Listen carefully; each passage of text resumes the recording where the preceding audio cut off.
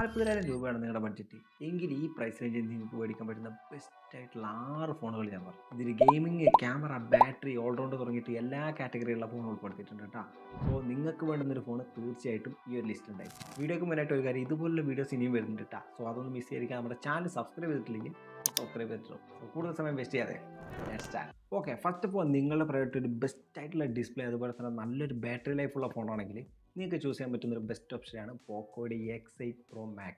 12 bit വരുന്ന ഒരു കിഡിലെ AMOLED display ആണ് ഇതിൽ കൊടുത്തിട്ടുള്ളത്. സോ മൾട്ടിമീഡിയ എക്സ്പീരിയൻസ് ഒരു രക്ഷയുണ്ടായിരിക്കും. നിങ്ങൾക്ക് നല്ല അടിപൊളിയായിട്ട് മൂവീസും സീരീസൊക്കെ കാണാൻ പറ്റുന്നതാണ്. നിങ്ങൾ ഒരുപാട് സമയം ഇങ്ങനെ സീരീസും മൂവീസൊക്കെ കാണുമ്പോൾ ഇതിൻ്റെ ബാറ്ററി പെട്ടെന്ന് തീർന്നു എന്നുള്ള പ്രശ്നമില്ല. കാരണം 9000 mAh ബാറ്ററിയാണ് ഇതിൽ കൊടുത്തിട്ടുള്ളത്. അത് ചാർജ് ചെയ്യാൻ വേണ്ടി ഒരു 100 വാട്ടാണ് ചാർജറും കൊടുത്തത്. ഇത് കൂടാതെ ഇതിൽ യൂസ് ചെയ്തിട്ടുള്ള ചിപ്സെറ്റ് MediaTek Dimensity 9500S ആണ്. അത്യാവശ്യം നല്ല പെർഫോമൻസ് തരാൻ പോകുന്ന ചിപ്സെറ്റ് ആണ് കേട്ടോ. പിന്നെ ടോപ്പ് ലെവൽ പെർഫോമൻസ് ഒന്നും ഇതിൽ നിന്ന് പ്രതീക്ഷിക്കരുത്. അതിനൊക്കെ പറ്റുന്ന ഫോണുകൾ വേറെ ഈ ഒരു ലിസ്റ്റിൽ തന്നെ വരുന്നുണ്ട്. അപ്പോൾ നിങ്ങളുടെ പ്രയോറിറ്റി ഒരു ബെസ്റ്റ് ആയിട്ടുള്ള ഡിസ്പ്ലേ അതുപോലെ തന്നെ നല്ലൊരു ബാറ്ററി ബാക്കപ്പ് ആണെന്നുണ്ടെങ്കിൽ തീർച്ചയായിട്ടും ഈ ഒരു ഫോൺ നിങ്ങൾക്ക് കൺസിഡർ ചെയ്യാൻ പറ്റുന്നതാണ്. ഇനി ഇത് പോരാ, പ്രധാനമായിട്ടും ഗെയിമിംഗ് ആണ് നിങ്ങളുടെ പ്രയോറിറ്റി എങ്കിൽ നിങ്ങൾക്ക് പറ്റുന്ന ഒരു ഓപ്ഷനാണ് ഓപ്പോയുടെ K30 Turbo Pro എന്ന് പറഞ്ഞിട്ടൊരു മോഡൽ. കാരണം ഇതിൽ കൊടുത്തിട്ടുള്ള ചിപ്സെറ്റ് സ്നാപ്ഡ്രാഗൻ്റെ 8s Gen 4 ആണ്. അത് മാത്രമല്ല ഗെയിമൊക്കെ കളിക്കുമ്പോൾ ഹീറ്റിംഗ് ഇഷ്യൂ ഒന്നും ഇല്ലാതാക്കാൻ വേണ്ടിയിട്ട് പ്രോപ്പറായിട്ടൊരു കൂളിംഗ് ഫാൻ വരെ ഈ ഒരു ഫോണിൽ കൊടുത്തിട്ടുണ്ട്. അതുകൊണ്ട് തന്നെ ഒരുപാട് സമയം ഗെയിം കളിക്കാനൊക്കെ ഈ ഒരു ഫോൺ നിങ്ങൾക്ക് അടിപൊളിയായി. പിന്നെ ഇത് മാത്രമല്ല കേട്ടോ, 1.5K റെസൊല്യൂഷൻ സപ്പോർട്ട് ചെയ്യുന്ന നല്ലൊരു അടിപൊളി ഡിസ്പ്ലേ ഇതിൽ കൊടുത്തിട്ടുണ്ട്. ഇനി ക്യാമറ ഡിപ്പാർട്ട്മെന്റ് നോക്കുകയാണെങ്കിൽ 50 മെഗാപിക്സലിൻ്റെ ക്യാമറയാണ് കൊടുത്തിട്ടുള്ളത്. സോ ക്യാമറ പെർഫോമൻസ് നമുക്കൊരു ഓക്കെ എന്ന് പറയാൻ പറ്റും. കാരണം ഇതൊരു ക്യാമറ ഫോക്കസ്ഡ് ആയിട്ടുള്ള ഫോണല്ല, പ്രധാനമായിട്ടും ഗെയിമിങ്ങിന് ഫോക്കസ് ചെയ്ത് വേണ്ടിയിട്ട് ഇറക്കിയിട്ടുള്ളതാണ്.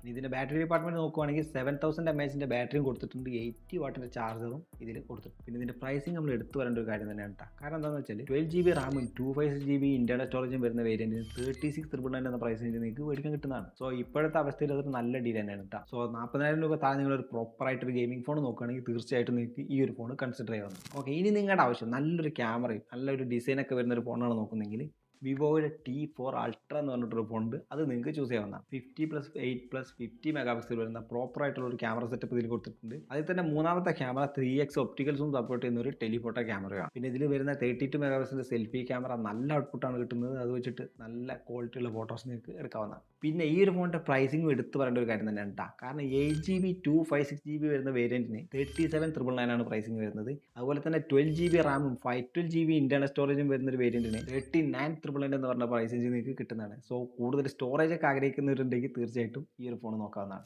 പലർക്കും ഇഷ്ടമുള്ളൊരു കാര്യമാണ് സ്ലിം ആയിട്ടുള്ള ഫോൺ. അത്തരത്തിലുള്ള ഫോണാണ് ഇനി ഞാൻ പറയാൻ പോകുന്നത്. അത്യാവശ്യം നല്ല സ്ലിം ആയിട്ടും അതുപോലെ തന്നെ കുഴപ്പമില്ലാത്ത ഒരു ഓൾറൗണ്ട് ഫോൺ എന്നൊക്കെ പറയാൻ പറ്റുന്ന ഒരു ഫോൺ നോക്കുകയാണെങ്കിൽ നിങ്ങൾക്ക് മോട്ടോയുടെ എഡ്ജ് 70 Pro ചൂസ് ചെയ്യാവുന്നതാണ് കേട്ടോ. പിന്നെ സ്ലിം ഫോണാണെന്ന് കരുതിയിട്ട് ഇതിൽ ബാറ്ററി കപ്പാസിറ്റിൻ്റെ കാര്യത്തിലൊന്നും പ്രത്യേകിച്ച് വിട്ടുവീഴ്ചയൊന്നും വരുത്തിയിട്ടുള്ള 6500 mAh ബാറ്ററി 90 വാട്ടിൻ്റെ ഫാസ്റ്റ് ചാർജിങ് കാര്യങ്ങളൊക്കെ ഈ ഒരു ഫോണിൽ കൊടുത്തിട്ടുണ്ട്. പിന്നെ ഇതിൻ്റെ ക്യാമറ സെറ്റപ്പ് നോക്കുകയാണെങ്കിൽ 2 50 മെഗാപിക്സലിൻ്റെ ക്യാമറയാണ് കൊടുത്തിട്ടുള്ളത്. 50 മെഗാപിക്സലിൻ്റെ മെയിൻ ക്യാമറയും 50 മെഗാപിക്സലിൻ്റെ അൾട്രാ വൈഡ് ആംഗിൾ ക്യാമറയാണ് കൊടുത്തിട്ടുള്ളത്.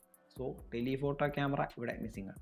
പിന്നെ ഇതിൽ കൊടുത്തുള്ള ചിപ്സെറ്റ് MediaTek Dimensity 8500 എക്സ്ട്രീം ആണ്. സോ നിങ്ങൾ ഡേ ടു ഡേ ടാസ്കിനോ മറ്റു കാര്യങ്ങൾക്കൊന്നും പ്രത്യേകിച്ച് ലാഗും കാര്യങ്ങളൊന്നും ഉണ്ടാവില്ല. അത് സ്മൂത്ത് ആയിട്ട് തന്നെ വർക്ക് ചെയ്യുന്നത്. ഇന്ന് കരുതിയിട്ട് ഇതൊരു ഗെയിമിംഗ് ഫോണായിട്ട് നിങ്ങൾ കാണരുതിട്ടാ. മോട്ടോയുടെ ഫോണുകൾ പ്രത്യേകിച്ചും ഗെയിമിങ്ങിന് അത്രയ്ക്ക് ഞാൻ റെക്കമെൻഡ് ചെയ്യാത്തൊരു ഫോണാണ്. കാരണം ഗെയിമുമായിട്ട് ഈ മോട്ടോയുടെ ഫോണുകൾ അത്രയും ഓപ്റ്റിമൈസ്ഡ് അല്ല. സോ നല്ലൊരു പെർഫോമൻസ് നിങ്ങൾക്ക് അതിന് കിട്ടില്ല. പിന്നെ ഇതിൻ്റെ 8GB 256GB വില വരുന്നത് 38,999 എന്ന് പറഞ്ഞിട്ട് പ്രൈസ് റേഞ്ചിലാണ് കേട്ടോ. സോ അത്തരത്തിൽ നല്ലൊരു സ്ലിം ആയിട്ടുള്ള ഫോണാണ് നിങ്ങൾ നോക്കുന്നതെങ്കിൽ തീർച്ചയായിട്ടും ഈ ഒരു ഫോൺ എടുക്കാം. ഓക്കെ, അടുത്ത ഫോൺ പറയുന്നത് ഒരു കാര്യം, ഇനി ഏതെങ്കിലും പ്രൈസ് റേഞ്ചുള്ള ഫോണുകളെ കുറിച്ച് നിങ്ങൾക്ക് അറിയണമെന്നുണ്ടെങ്കിൽ നിങ്ങൾ ജസ്റ്റ് ഒന്ന് താഴെ കമൻറ്റ് ചെയ്താൽ മതി, നമുക്കതൊരു വീഡിയോ ആയിട്ട് ചെയ്യാവുന്നതാണ്. ഓക്കെ ഗൈസ്, ഇനി നിങ്ങളൊരു യൂണീക്ക് ആയിട്ടുള്ള ഡിസൈൻ, നല്ല ഡ്യൂറബിൾ ആയിട്ടുള്ള ബോഡിയും അതുപോലെ തന്നെ ക്ലീൻ ആയിട്ടുള്ള ഒരു സോഫ്റ്റ്വെയർ ഉള്ള ഒരു ഫോണാണ് നോക്കുന്നതെങ്കിൽ നത്തിങ് ഫോൺ 4a Pro നിങ്ങൾക്ക് ചൂസ് ചെയ്യാവുന്നതാണ്. പ്രത്യേകിച്ച് യൂണീക്ക് ഡിസൈൻ നോക്കുന്നവർക്ക് പറ്റിയ ഫോണാണ് നത്തിങ്ങിൻ്റെ ഫോണുകളെല്ലാം തന്നെ. കാരണം ഈ ഒരു ഫോണിൽ തന്നെ ബാക്കിലായിട്ട് ഒരു ഗ്ലിഫ് മെട്രിക്സിനുള്ള ചെറിയൊരു ഡിസ്പ്ലേയും കാര്യങ്ങളൊക്കെ കൊടുത്തിട്ടുണ്ട്.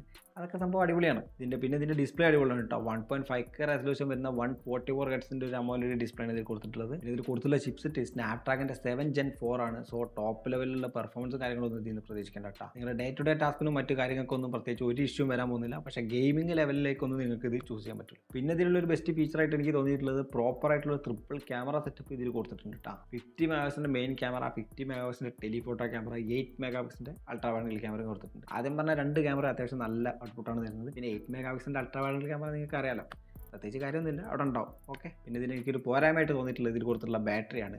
5400 mAh ആണ് ഇതിൽ കൊടുത്തിട്ടുള്ളത്. ഇപ്പോഴത്തെ ഒരു കണ്ടീഷനിൽ ഇത് കുറച്ച് കുറവാണ്. പിന്നെ പ്രധാനമായിട്ടൊരു കാര്യം എന്താണെന്ന് വെച്ചാൽ ഇവരുടെ ഫോണിൻ്റെ കൂടെ ഒരു ചാർജർ നിങ്ങൾക്ക് കിട്ടില്ല. അത് നിങ്ങൾ സെപ്പറേറ്റ് മേടിക്കുന്ന വേണ്ടി. സോ അതും കൂടി നിങ്ങളൊന്ന് മൈൻഡിൽ വെച്ചേക്കണം കേട്ടോ. പിന്നെ ഈ ഒരു ഫോണിൻ്റെ 8GB റാമും 256GB ഇൻറ്റേർണൽ സ്റ്റോറേജും വരുന്ന വേരിയൻറ്റ് 40,000 രൂപയ്ക്ക് മുകളിലാണ് പ്രൈസിങ് കാണിക്കുന്നത്. പക്ഷേ ഓഫർ ടൈമിൽ നിങ്ങൾക്ക് തീർച്ചയായിട്ടും ഇത് 40,000 താഴെ കിട്ടുന്നതാണ്. ഓക്കെ, ഇനി അവസാനമായിട്ട് പറയാനുള്ള ഒരു ബെസ്റ്റ് വാല്യൂ ഫോർ മണി എന്നൊക്കെ പറയാൻ പറ്റുന്ന ഫോണാണ് വൺ പ്ലസിൻ്റെ നോട്ട് 6. കാരണം ഇതിൻ്റെ ഓൾമോസ്റ്റ് എല്ലാ ഏരിയയും നല്ല പെർഫെക്റ്റ് ആണ് കേട്ടോ.